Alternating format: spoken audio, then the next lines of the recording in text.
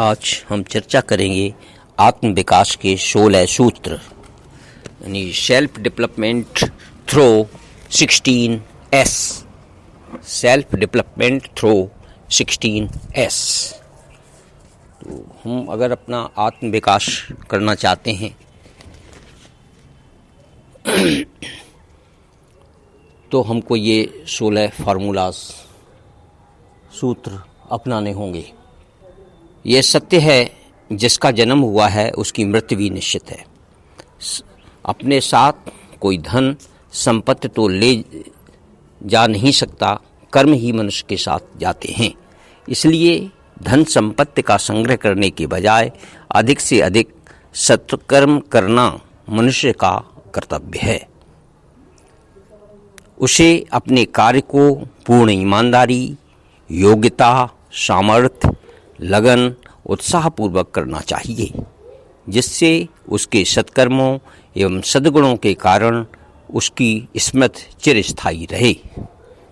संत कबीर ने कहा है, कबीरा हम पैदा हुए, जग हंसा हम रोए। कबीरा हम पैदा हुए, जग हंसा हम रोए। ऐसी करनी कर चलो, हम हंसे जग रोए। ऐसी करनी कर चलो, हम हंसें जग रोए। और दूसरा कवि कहता है, क्षण भंगुर जीवन की कलिका, कल प्रात को जाने खिली न खिली। क्षण भंगुर जीवन की कलिका, कल प्रात को खिली न खिली।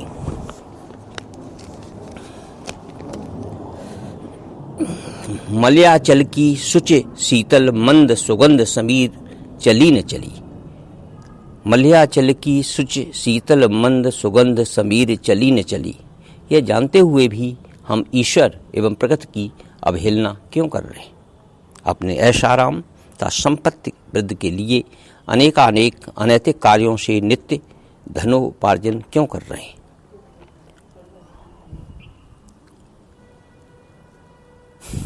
प्रकृति दोहन और जीवन मूल्यों की अवहेलना के कारण प्राकृतिक आपदाएं तथा महामारी आदि का प्रकोप निरंतर बढ़ रहा है, क्योंकि आज सर्वत्र अनैतिकता, अनुशासनहीनता, कामुकता, स्वार्थ आदि का बोलबाला है।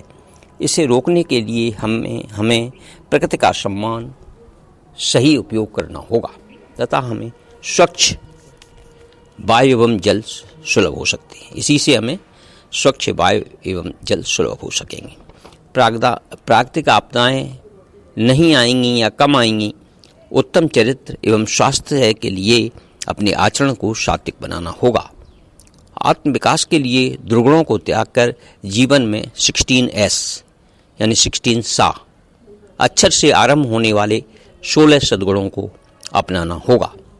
इन सद्गुणों को अपनाकर हम अपने जीवन को सुखी, सफल एवं समृद्ध बनाकर समाज एवं राष्ट्र की भी उन्नति में अपना पूर्ण सहयोग प्रदान कर सकते हैं।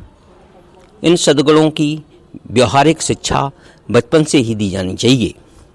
ये 16 गुण सद्गुण इस प्रकार हैं, यानी ये सेल्फ डेवलपमेंट के लिए 16S हैं, वो इस प्रकार हैं।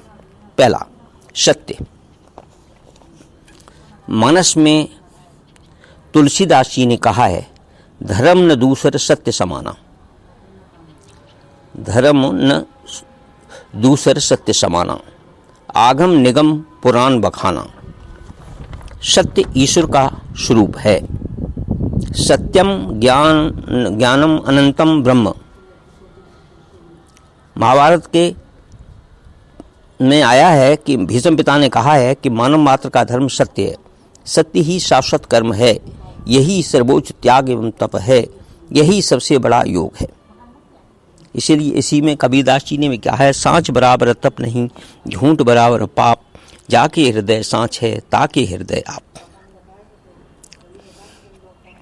सत्य धर्म का पालन करने वालों के लिए कहा गया है, सत्य धर्म जो पालन करहीं, नाही भव के दुख नर परहीं। यानी सत्य, यानी पहला हो गया सत्य, दूसरा है सदाचार, तीसरा है सत्संग और चौथा है संस्कृति, पांचवा है संयम, छठवां है संस्कार, सातवां है साधना, आठवां है सेवा और नौवां है सकारात्मक सोच और 10वां है संतोष, 12वां है स्वाध्याय, 11वां है स्वाध्याय, 12वां है सहयोग। इसके बाद 13वां है संकल्प, 14वां है समर्पण और 15वां है सत्साहस या निर्भयता और 16वां है समता। इस तरह ये 16 ऐसे हैं या 16 सा हैं जिनसे हम अपना आत्म विकास कर सकते हैं। और सत्य के बाद दूसरा है सदाचार। सदाचार का अर्थ है सदाचरण, धर्मपरायणता, नेक चलनी। जो मनुष्य सदाचारी है वह जीवन में सदा सुख पाता है। दुराचारी को कभी मन की शांति नहीं मिलती। दुराचारी तो स्वस्थ भी नहीं रह सकता। मानव शरीर में जितने रोग उत्पन्न होते हैं वे अनुचित रहन सहन, खान पान, बुरे कर्मों के कारण ही होते हैं। अतः यदि मनुष्य को सच्चे सुख और शांति की अभिलाषा है तो उसे सदाचारी बनना ही पड़ेगा। सत्संग। तीसरा, सत्संग ऐसी पाठशाला है जहाँ हमारे दूषित विचार समाप्त होते हैं और शुद्ध विचारों का निर्माण होता है। कहा गया है मानस में, रामचरितमानस में कहा गया है, तात स्वर्ग अपवर्ग सुख धैर्य तुला एक अंग तूलन ताय सकल मिल जो सुख लब सत्संग। इन नवदा भक्त के जो 9 सोपान हैं उसमें तुलसीदास जी सर्वप्रथम सोपान सत्संग को ही बताया है उन्होंने। प्रथम भगत संतन कर संगा, दूसरे रति मम कथा प्रसंगा। इस तरह से कहा है तुलसीदास जी। चौथा है संस्कृत। भारतीय संस्कृत सनातन है, अनादि है, अनंत है। संस्कृत देश की आत्मा होती है, सभ्यता उसका शरीर है। संस्कृत राष्ट्र की जीवन दृष्टि है और सभ्यता उसकी जीवन शैली है। सभ्यता बाह्य आचरण, व्यवहार, रहन सहन, वेशभूषा, भौतिक मूल्य आदि है। जबकि संस्कृत वह जीवनदायिनी शक्ति है जिसके बल पर कोई राष्ट्र अपनी अस्मिता को प्रकट कर पाता है।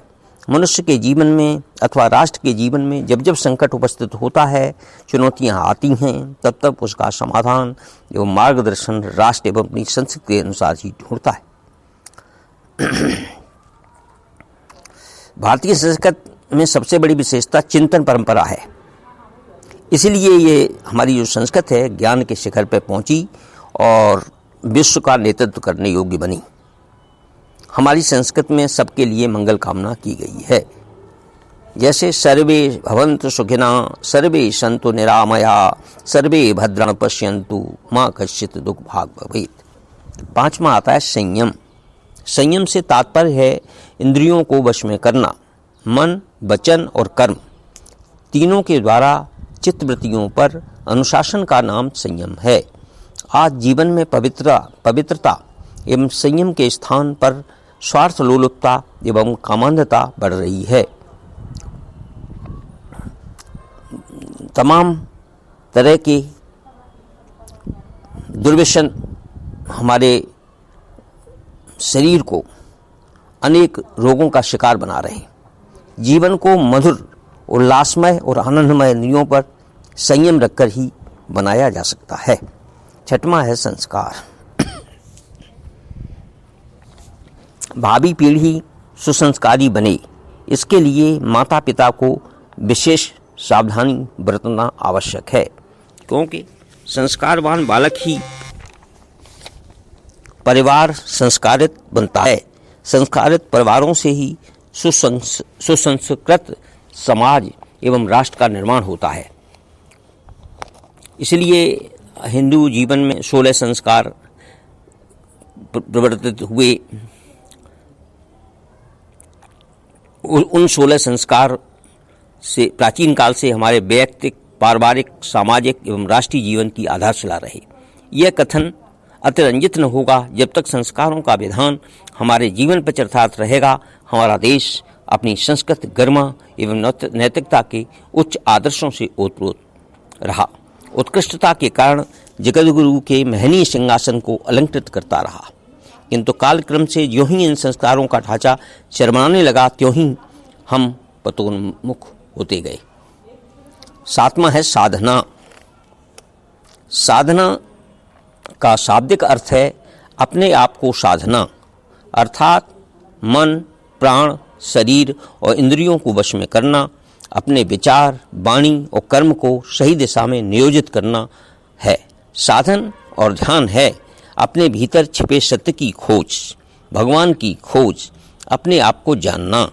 बड़ा आश्चर्य है कि साधना के वास्तविक अर्थ को समझे बिना ही साधक साधना कर रहे हैं।